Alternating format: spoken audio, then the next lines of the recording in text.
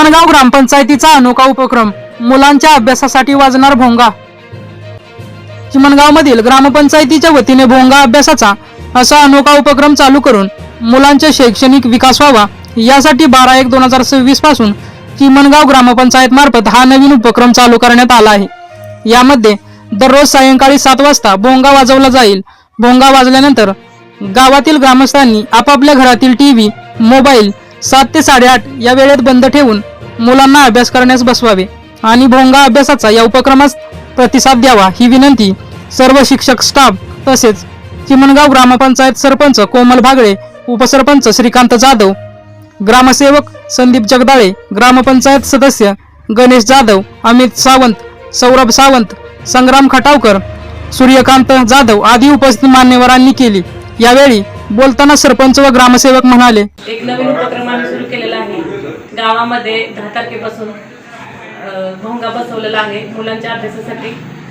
त्याचं टायमिंग संध्याकाळी 7 ते 8:30 या टायमिंगमध्ये पालकांनी सुद्धा यामध्ये सहभागी व्हायचं आहे आणि मुलांच्या अभ्यासावर लक्ष देऊन टीव्ही, मोबाईल बंद करून मुलांचा अभ्यास पूर्ण करून घ्यायचा आहे।